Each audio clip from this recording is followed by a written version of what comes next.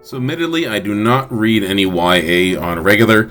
This is actually my first point horror book I've ever read. It was only my second R.L. Stine book that I've read when I first read The Babysitter last summer. But I fell in love with this series, and I ended up buying the other 3 books, and I wanted to sort of discuss a little bit about what I thought about them, and how much I ended up loving the series as they got progressively better and better as they went. So yeah, these are going to be some reviews of those 4 books, as well as sort of my thoughts on them. So yeah, there's going to be some spoilers throughout, so if you haven't read these books, I'd recommend go reading them. They are fantastic. So let's jump in. Okay, so the first babysitter introduces us to Jenny Jeffers, who is our babysitter. She is scared of every single thing in the universe. Any brush of wind will send her into screaming her guts out. Anyway, she takes a job at the Hagen residence, which is a creepy haunted house kind of house. And she's babysitting a kid while there is a known babysitter killer on the loose in the neighborhood who's killing babysitters. So she takes this job and she immediately starts getting crank calls saying that there's somebody watching her and they're coming to get her. It's pretty ridiculous how this whole thing could have been solved easily if she just sort of made a phone call home or didn't do this particular job. But yeah, she is terrified out of her wits all the time. Like, there's a ghost attacking her, but it's just a cat.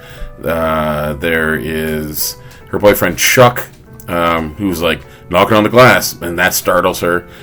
She lives in fear constantly. I don't know how she lives at all, being that scared of everything. But yeah, so we're following her, and she turns out Mr. Hagen is the babysitter murderer, and ends up taking her out to a quarry, and is going to kill her in this quarry. She ends up fending him off, and he ends up falling into the quarry and squishing at the bottom, and sets into a chain of events that now leads us into the next 3 books. So this is the traumatic event that jettisons this entire thing, and we're going to go see what happens to Jenny as she goes along. So we now find Jenny a little while later after the last events of the first book.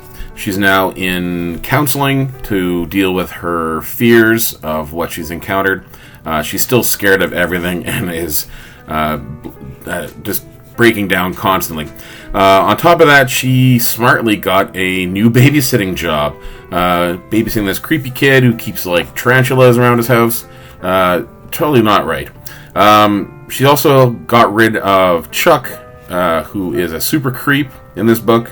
I think he chases her down at one point and throws her to the ground. So fuck Chuck. He sucks. But she got a new boyfriend, Cal, who is super nice, and he's going to take her to see her Return of the Living Dead, just because he's awesome. But yeah, so this is following her again, getting crank calls at this new babysitting job. Is Mr. Hagen still alive? Is he back from the dead? She starts having visions of him coming back as a creepy zombie, coming to get her. Again, she is scared constantly, so she has not gotten over her thing, and the counselor is not helping her. It's really bad. She needs help. Seriously, somebody help this poor girl. We are rooting for her to get better. Turns out the person she was seeing, his secretary, was pretty much harassing Jenny this whole time, so they end up back at the quarry, and she's going to throw Jenny into the quarry again, and they sort of figure that, it's full of water now, so they survive, and they arrest the woman, and Jenny just continues on. So hopefully Return of the Living Dead helps her out a little bit. Okay, book 3. It now opens up with Jenny about to solve the problems of all these other books by getting a new job. She's about to become working at a donut shop. But things don't work out that way, and she ends up going to visit her cousin, Deborah, who we're actually introduced as another character, who happens to be a babysitter. So Jenny's now thrown back into the babysitting position, helping out Deborah. And now Deborah is also babysitting and starts getting the same harassing phone calls from Mr. Hagen. what's going on? So Deborah pretty much goes through the exact same things that Jenny has.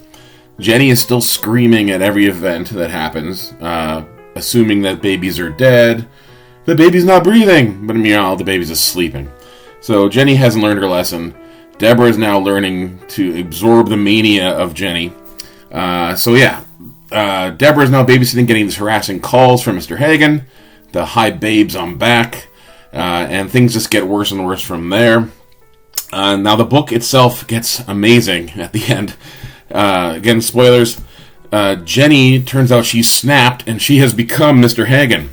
So she kidnaps the baby, and there ends up being an amazing police standoff during a thunderstorm at a horse ranch.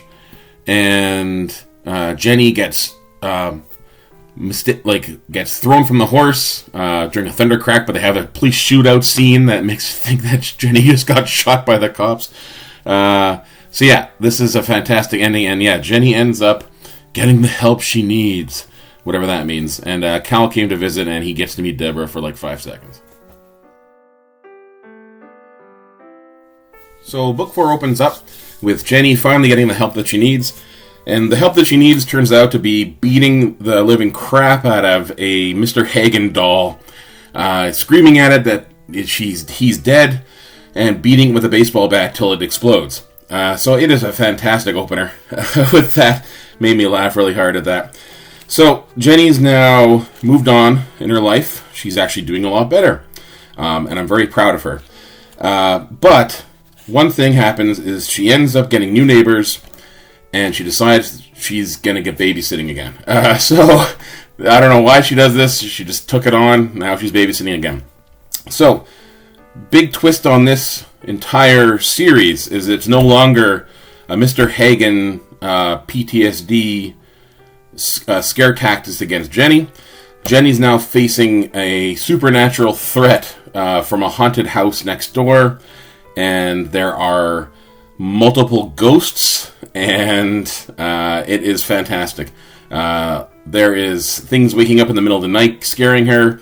There is angry ghosts trying to get her, and it is fantastic. I can't believe the series actually went this direction, and I loved it, and I wish we could get a Babysitter 5, because who knows where it was going to go next. This series, fantastic.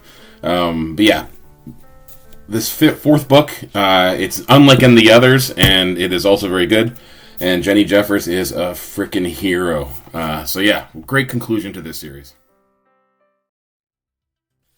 Okay, so that's my thoughts on the Babysitter series. I absolutely loved it. I recommend it to anybody to read this. They are fun, fast, and thrilling. And it made me laugh most of the way through it. Let me know if you've read this book series. Let me know if you think Book 5 should come out. Does R.L. Stine need to make a return and write the Babysitter 5? I think he should. That's it. Have yourself a good rest of your day, and I'll talk to you guys later.